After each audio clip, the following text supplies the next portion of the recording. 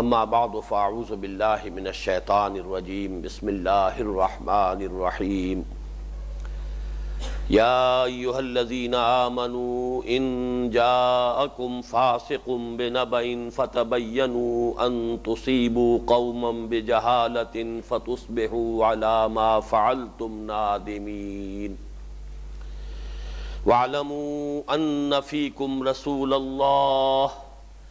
لَوْ يُطِيعُكُمْ فِي كَثِيرٍ مِّنَ الْأَمْرِ لَعَنِتُّمْ وَلَكِنَّ اللَّهَ حَبَّبَ إِلَيْكُمُ الْإِيمَانَ وَزَيَّنَهُ فِي قُلُوبِكُمْ وَكَرَّهَ إِلَيْكُمُ الْكُفْرَ وَالْفُسُوقَ وَالْعِصْيَانَ أُولَئِكَ هُمُ الرَّاشِدُونَ فضلا من اللہ ونعمہ واللہ علیم حکیم وَإِن طَائِفَتَانِ مِنَ الْمُؤْمِنِينَ اقْتَتَلُوا فَأَصْلِحُوا بَيْنَهُمَا فَإِن بَغَتْ إِحْدَاهُمَا عَلَى الْأُخْرَى فَقَاتِلُوا الَّتِي تَبْغِي حَتَّى تَفِيءَ إِلَى أَمْرِ اللَّهِ فَإِن فَاءَتْ فَأَصْلِحُوا بَيْنَهُمَا بِالْعَدْلِ وَأَقْسِطُوا ان اللہ یحب المقسطین انما المؤمنون اخوة فاصلحوا بین اخویکم واتقوا اللہ لعلکم ترحمون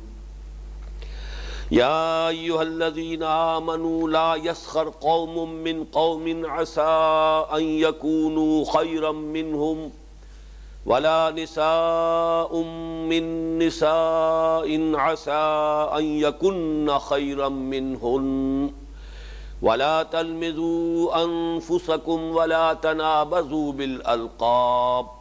بئس الاسم الفسوق بعد الإيمان ومن لم يتب فأولئك هم الظالمون یا ایہا الذین آمنوا اجتنبوا کثیرا من الظن ان بعض الظن اسم ولا تجسسوا ولا یغتب بعضکم بعضا ایحب احدکم ان یأکل لحم اخیہ میتا فکرہتموہ واتقوا اللہ ان اللہ تواب الرحیم صدق اللہ العظیم رب اشرح لی صدری ویسر لی امری واحلل عقدۃ من لسانی یفقہوا قولی اللہم ربنا الہمنا رشدنا واعذنا من شرور انفسنا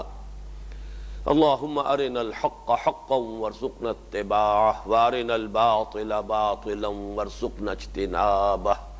اللہم وفقنا لما تحب وترضى آمین یا رب العالمین۔ سورہ حجرات کے مطالعے کے ضمن میں اولاً ہم نے 4 تمہیدی امور پر غور کیا تھا، ذہن میں تازہ کر لیجئے۔ سب سے پہلے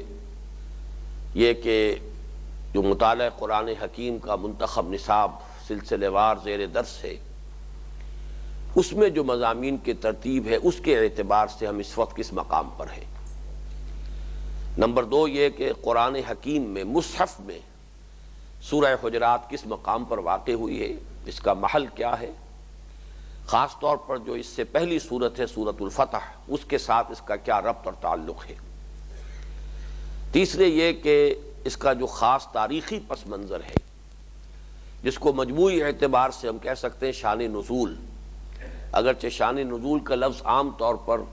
علیحدہ علیحدہ آیات کے ضمن میں آتا ہے کہ اس آیت کا شان نزول کیا ہے، لیکن یہ کہ اسی طریقے سے ایک تاریخی پس منظر ہوتا ہے سورتوں کا، کہہ سکتے ہیں کہ وہ سورتوں کا مجموعی شان نزول ہے۔ اس کے حوالے سے جو تعویل خاص ہوگی کہ اس دور میں اور اس کے ظروف و احوال جو ہیں اس کے کانٹیکسٹ میں اس سورت کے مضامین کی اہمیت کیا ہے، یہ تیسری بات تھی۔ اور چوتھی یہ کہ جو تعویل عام ہے، یعنی تعویل عام جس کو کہا جاتا ہے کہ الاعتبار لعموم اللفظ لا لخصوص السبب، قرآن حکیم کی تفسیر و تعویل میں اصل اعتبار جو ہے وہ الفاظ کی عمومیت کا ہوتا ہے، وہ جو اسباب نزول ہیں، جو روایات ہیں شان نزول کی، اس کے اعتبار سے نہیں، اور خاص طور پر جو بھی تاریخی پس منظر ہے اگرچہ اس کے حوالے سے یقیناً کچھ نہ کچھ روشنی پڑتی ہے، کسی بھی صورت یا آیت پر غور و فکر کرنے میں مدد ملتی ہے، لیکن یہ کہ چونکہ یہ قرآن حکیم تو ہمیشہ ہمیشہ کے لیے ہدایت ہے، رہنمائی ہے، صرف ایک خاص وقت معین کے لیے یہ نازل نہیں ہوا ہے، اس اعتبار سے الاعتبار لعموم اللفظ لا لخصوص السبب۔ اس حوالے سے جو بات میں چاہتا ہوں کہ اس وقت ذہن میں تازہ کر لیں کہ اس سورہ مبارکہ میں اس کے 3 حصے ہیں۔ بحیثیت مجموعی مضمون ہے مسلمانوں کی اجتماعی زندگی، اور اجتماعی زندگی کے مختلف لیولز ہیں جن میں آج کے ہماری جو بھی مختلف جو سطحیں ہیں جن پر کہ ہم انسانی اجتماعیت کے لیے معین کرتے ہیں، ان میں ریاست کا تصور سب سے بلند ہے، کانسیپٹ آف اسٹیٹ۔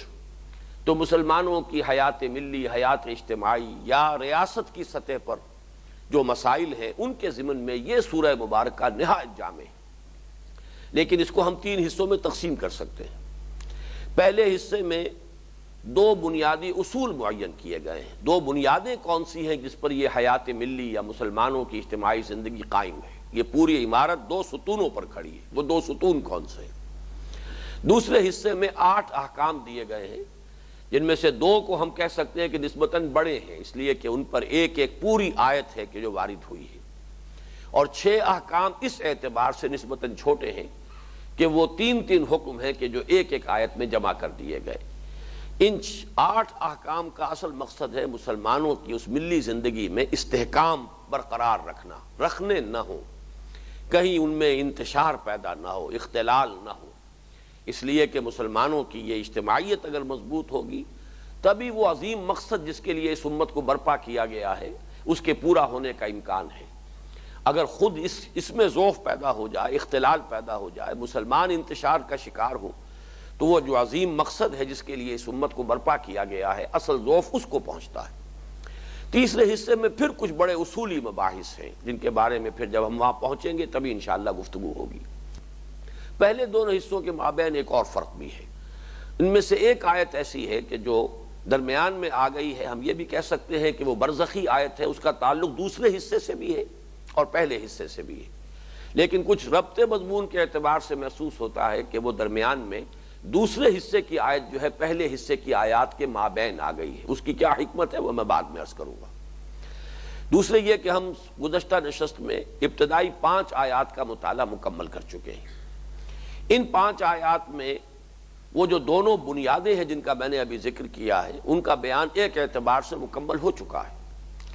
ان میں سے ایک ستون، ایک بنیاد مسلمانوں کی حیات اجتماعی، حیات ملی، ریاست اور سیاست کی سطح پر جو بلند ترین ان کے جو بھی اجتماعی معاملات ہیں ان کے ضمن میں جو ہدایات ہیں وہ 2 ستون، ان میں سے ایک ستون جو ہے جو میں نے عرض کیا تھا، یہ الفاظ میں چاہتا ہوں دہرا رہا ہوں تاکہ آپ کو یاد ہو جائیں۔ ایک کا تعلق ہے قانون اور دستور کے ساتھ، اور اس میں ظاہر بات ہے کہ گفتگو ہوگی عقل اور منطق کے اعتبار سے، اس لیے کہ قانون قانون ہے۔ قانون میں تو ہندی کی چندی جو ہے وہ نکالی جاتی ہے، بال کی کھال اتاری جاتی ہے۔ معاملات ایسے ہوتے ہیں کہ قانون کا اطلاق جب ہوتا ہے انسانی معاملات پہ تو ذرا سے فرق کے ساتھ زمین و آسمان کا فرق واقع ہو جاتا ہے۔ لہذا قانونی اور دستوری معاملات، ان میں جو اصل مخاطب ہے وہ انسان کی عقل اور اس کی منطق کی صلاحیت ہے، استدلال، استنباط، استخراج۔ البتہ دوسری بنیاد جو ہے وہ تہذیبی اور ثقافتی ہے، اور اس میں خطاب جو ہے وہ جذبات اور احساسات کے ساتھ ہے۔ ان میں سے پہلی جو آیت ہے وہ اصل میں پہلی بنیادی جو بات ہے، پہلا ستون ہے، اس پر ایک آیت کفایت کرتی ہے۔ یا ایھا الذین آمنوا لا تقدموا بین یدی اللہ ورسولہ واتقوا اللہ ان اللہ سمیع علیم۔ ایک سوال پیدا ہو سکتا ہے کہ اتنی اہم بات جو ہے وہ تو صرف ایک آیت میں کہی گئی، جبکہ اس حصے میں جو میں نے عرض کیا ہے کہ اگر 7 آیات ہیں تو بقیہ 6 آیات کا تعلق جو ہے وہ دوسری بنیاد سے ہے۔ اس کا سبب کیا ہے؟ وجہ یہ ہے کہ جہاں تک اس پہلی بات کا تعلق ہے، اللہ کی اطاعت، اس کے رسول کی اطاعت، یہ وہ چیز ہے جو قرآن مجید کے ہر صفحے پر موجود ہے۔ یہ تو توحید کا وہ منطقی تقاضا ہے، ایمان کا بنیادی تقاضا ہے۔ اس کو تو اتنی مرتبہ ریپیٹ کیا گیا، مکی صورتوں میں تمام انبیاء اور تمام رسولوں کی دعوت کا تذکرہ آتا ہے تو بار بار یہی الفاظ آتے ہیں کہ ہر نبی یہی دعوت لے کر کھڑا ہوا، ہر رسول نے یہی مطالبہ کیا، ان اعبدوا اللہ واطیعون، اللہ کی بندگی کرو، میری اطاعت کرو۔ تو جہاں تک اللہ کی اطاعت اور اللہ کے رسول کی اطاعت کا تعلق ہے، یہ تو گویا کہ اصول دین جن کو ہم کہتے ہیں اس پر سارا دار و مدار ہے، اس لیے یہاں پر تو ایک آیت کفایت کرتی ہے۔ اور یہ میں عرض کر چکا ہوں کہ اسلامی دستور، کسی اسلامی ریاست کے دستور اساسی میں اس پہلی آیت کا جو حق ہے وہ اگر پورا کر دیا جائے، اس کا تقاضا پورا کر دیا جائے، جیسے کہ ہمارے ہاں کے دساتیر میں ایک دفعہ موجود رہی ہے کہ no legislation will be done repugnant to the Quran and the Sunnah، بس یہ بات کفایت کرتی ہے۔ یہ ایک دفعہ بھی موجود ہے دستور میں، بشرطے کہ دستور میں پھر کوئی اور دفعہ ایسی نہ ہو کہ جو اس کی نفی کر دے، جیسے کہ آج کل ہمارا دستور جو ہے وہ چوچو کا مربع بنا ہوا ہے۔ قرارداد مقاصد بھی دفعہ 2 الف میں دستور کے اندر داخل کر دی گئی ہے، اس کا باقاعدہ ایک جزو لا ينفک بن چکی ہے قرارداد مقاصد، جس میں اللہ کی حاکمیت کا کھلا اعتراف ہے۔ لیکن یہ کہ اس دستور میں ایسی چیزیں بھی موجود ہیں، یہی وجہ ہے کہ ہمارے ہاں یہ ہو رہا ہے کہ بعض فیصلے مختلف ہائی کورٹس کی طرف سے ہوئے ہیں اور اس سطح پر انہوں نے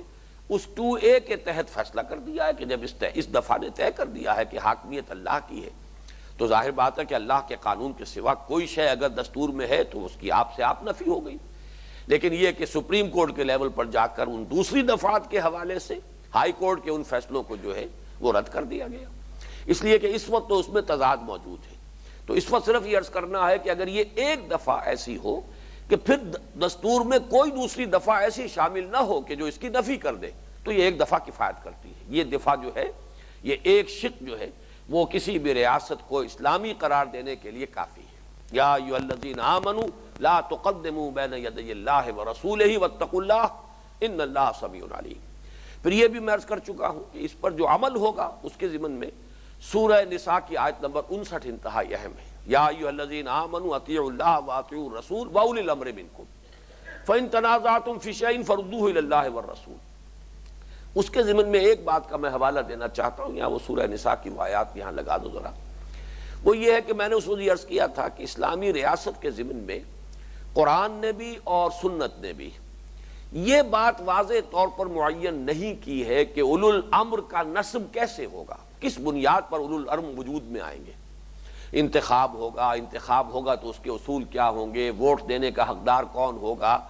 کس طریقے سے انتخاب کنڈکٹ کیا جائے گا، ایڈلٹ فرنچائز ہوگا، کیا ہوگا۔ معلوم یہ ہوا ہے کہ اس ضمن میں کوئی بھی معین شکل جو ہے شریعت نے طے نہیں کی ہے، نہ قرآن مجید میں ہے اور نہ سنت رسول میں ہے۔ ایک اصول ضرور ہمیں ملتا ہے، امرہم شورا بینہم، ان کے معاملات آپس میں باہم مشورے سے طے ہوں گے۔ لیکن جس مقام پر سورہ نساء میں یہ آیت وارد ہوئی ہے، آیت نمبر 59 اوپر لے کے جاؤ، اس سے پہلے جو آیت نمبر 58 ہے، اس میں ایک اخلاقی ہدایت موجود ہے کہ اولو الامر کیسے وجود میں آئیں گے۔ ان اللہ یامرکم ان تؤدوا الامانات الی اہلھا واذا حکمتم بین الناس ان تحکموا بالعدل ان اللہ نعم ما یعظکم بہ ان اللہ کان سمیعا بصیرا۔ اللہ تعالیٰ تمہیں یہ حکم دیتا ہے کہ امانتیں ان کے اہل لوگوں کے حوالے کرو۔ معلوم ہوا کہ امرہم شورا بینہم یہ بھی ایک اصول ہوا، اور یہ کہ یہ مناصب، یہ ذمہ داریاں، یہ منصب جو ہیں ان کے بارے میں دیکھا یہ جانا چاہیے کہ کون ان کا اہل ہے۔ یہ بہت بڑی امانت ہے لوگوں کے پاس، لہذا اس کا فیصلہ کرتے ہوئے کوئی خیانت نہیں ہونی چاہیے، بلکہ امانت ان کے اہل لوگوں کے حوالے کی جانی چاہیے۔ تو یہ اصول تو دیے گئے ہیں، لیکن اس سے آگے بڑھ کر کوئی طریقہ معین نہیں ہے شریعت میں کہ یہ اولو الامر کیسے ان کا نصب ہوگا، کیسے ان کا عزل ہوگا، آیا کسی خلیفہ کو پھر معزول بھی کیا جا سکتا ہے یا نہیں کیا جا سکتا، آیا اس کا ایک مرتبہ نصب ہو جانا لائف لانگ ہے، پوری زندگی کے لیے ہے، پوری ان کی حیات دنیاوی تک وہ سلسلہ جاری رہے گا، یا یہ کہ اس کا کسی خاص معین وقت تک کے لیے یہ معاملہ طے ہوگا۔ یہ ساری چیزیں ہیں کہ جو چھوڑ دی گئیں کہ جیسے جیسے تمدن کا ارتقاء ہو، جیسے جیسے سوشل ایولیوشن کا پروسیس آگے بڑھے، ان دو بنیادی ہدایات کے مطابق بہتر سے بہتر صورت جو ہے اس کو اختیار کرنے کی گنجائش موجود رہے۔ اگر اس وقت کسی ایک طریقے کو معین کر دیا جاتا تو گویا کہ وہ مثال وہی ہو جاتی جو میں نے آپ سے عرض کیا تھا کہ چینیوں میں سنا ہے یہ کہ یہ رواج تھا کہ چونکہ ان کے ہاں نسوانی حسن کا یہ بھی ایک لازمی حصہ سمجھا جاتا تھا کہ پاؤں چھوٹے ہونے چاہیے عورت کے، لہذا بچپن میں ہی لوہے کا جوتا پہنا دیتے تھے تاکہ پاؤں بڑھے ہی نہ۔ اگر یہ بات کہیں اس وقت طے کر دی جاتی 1400 برس قبل کہ حکومتیں کیسے بنیں گی، اولو الامر کا نصب و عزل کیسے ہوگا، خلیفہ کیسے چنا جائے گا، کیسے منتخب کیا جائے گا، وہ پوری زندگی کے لیے ہوگا یا کسی معین عرصے کے لیے وغیرہ وغیرہ، یہ چیزیں اگر اس وقت طے کر دی جاتی ہیں تو ایک تو یہ کہ اس وقت کے جو حالات تھے ظاہر بات ہے کہ اس کی مناسبت ہی سے کوئی بات طے کی جاتی،